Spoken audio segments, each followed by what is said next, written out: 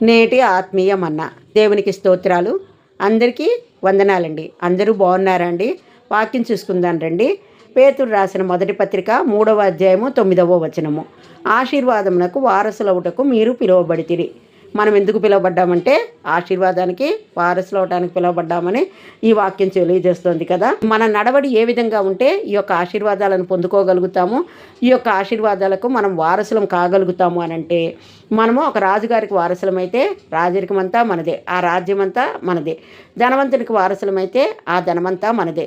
అదే పేదవానికి వారసులమైతే ఆ పేదరికం అంతా మనదే. మనము పేదరికంలో జీవించవలసి వస్తుంది కదండి.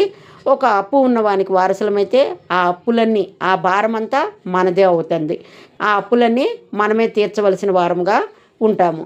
కానీ బైబిల్ ఏం చెప్తోంది? ఆశీర్వాదమునకు వారసులు అవటానికి మీరు పిలువబడ్డారు అని చెప్తోంది కదా. ఇది ఆత్మీయతకు గొప్ప సూత్రం అండి. దేవుని నుంచి మనం పొందుకున్న ఆశీర్వాదాలను ఇతరులకు, అంటే పేదలకు, అనాథలకు, దిక్కులేని వృద్ధులకు పంచిపెట్టే విధంగా ఉండాలి. అప్పుడే ఇంకా అధికంగా దీవించబడతాము. సామెతలు 28వ అధ్యాయం 20వ వచనంలో చెప్పబడినట్లుగా నమ్మకమైన వానికి దీవెనలు మెండుగా కలుగుతాయంట.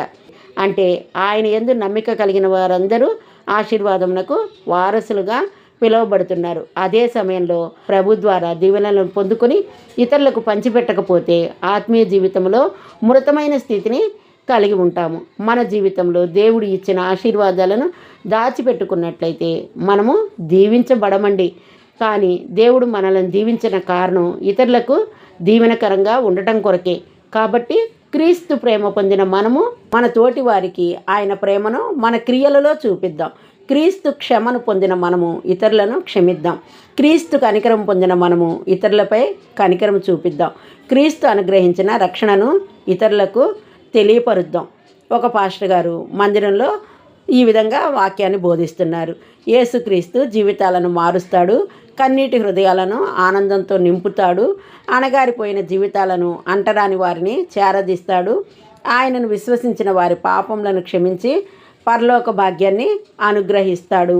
కేవలం యేసు ద్వారా మాత్రమే మనకు రక్షణ కలుగుతుంది అనే ఈ సత్య సువార్తను బోధించి ప్రార్థన ముగించిన తర్వాత సంఘస్థులు బయటకు వెళ్తుండగా ఒక భిక్షగాడు చింపిరి జుట్టుతో, మాసిపోయిన బట్టలతో మందిరంలోనికి అడుగుపెట్టి పాస్టర్ గారి దగ్గరికి వస్తూ ఉండగా ఆ పాస్టర్ గారు భిక్షగాళ్ళు చివరికి మందిరంలోకి కూడా వస్తున్నారే అని అనుకుని ఆ భిక్షగాడిని త్వరగా బయటకు పంపేయాలనే ఆలోచనతో తన జేబులోంచి ఓ 10 రూపాయలు తీసి తన దగ్గరకు రాబోతున్న ఆ భిక్షగానికి ఇవ్వబోయాడు.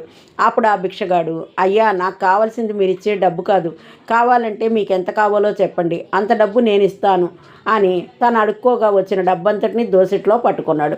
పాస్టర్ గారికి ఏమీ అర్థం కాలేదు. ఇదేమిటి, దానం చేస్తే స్వీకరించే వారిని చూశాను, కానీ ఈ భిక్షగాడు వింతగా మాట్లాడుతున్నాడే, తిరిగి నాకే డబ్బులు ఇస్తానని అంటున్నాడేమిటి అని అనుకుంటూ ఉండగా, అయ్యా, మీకు ఎంత కావాలంటే అంత డబ్బు తీసుకోండి, కానీ దయచేసి నాకు ఒక సహాయం చేస్తారా?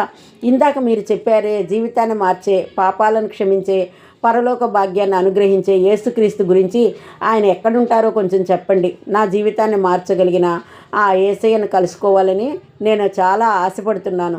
ఆయన అనుగ్రహించే పాపక్షమాపణను నేను కూడా పొందుకోవాలని ఆశపడుతున్నాను. దయచేసి ఆయన ఎక్కడ దొరుకుతాడో నాకు చెప్పండి అని పాస్టర్ గారిని ప్రాధేయపూర్వకంగా అడిగాడు.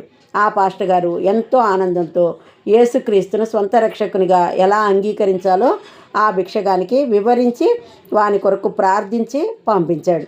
ఆ రోజు ఆ భిక్షగానికి కావాల్సింది డబ్బు కాదు, తన జీవితాన్ని మార్చగలిగిన దేవుడు. అలాగే ఈనాడు మనుషులకు, అనగా దరిద్రుడైనా లేదా ధనవంతుడైనా ప్రతి ఒక్కరికి కూడా దేవుడు కావాలి. ఆ దేవుడు ప్రసాదించే ఆశీస్సులు, సమాధానము, సంతోషము కావాలి. అది కేవలం ప్రభు అయిన యేసుక్రీస్తు మాత్రమే అనుగ్రహించగలడండి. ప్రతి మనిషిని క్షమించగలిగిన, బ్రతుకును మార్చగలిగిన దేవుడున్నాడని తెలిసిన నీవు తెలియని వారికి చెప్పవలసిన బాధ్యత నీ మీద ఉంది కదా. కాబట్టి మనము ఆశీర్వాదకరముగా జీవిద్దాం, ఆశీర్వాదాలను పంచిపెడదాం. మర్చిపోకండి, మనము ఆశీర్వాదాలకు వారసులము. అంతేకాదండి, నీతిమంతుని తల మీదకి ఆశీర్వాదములు వస్తాయి. కాబట్టి నీతి కలిగిన వారముగా కూడా మనం ఉండాలి. ప్రవహించే నీటిలో దోషం ఉండదట, అలాగే ప్రవహించే ఆశీర్వాదాల్లో కూడా దోషం ఉండదు. కాబట్టి నేటి నుంచైనా మన చుట్టూ ఉన్న వారికి సువార్తను ప్రకటిద్దాం.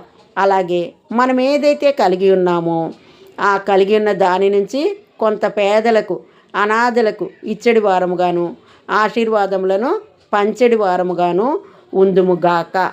ఆమెన్. హల్లెలూయా.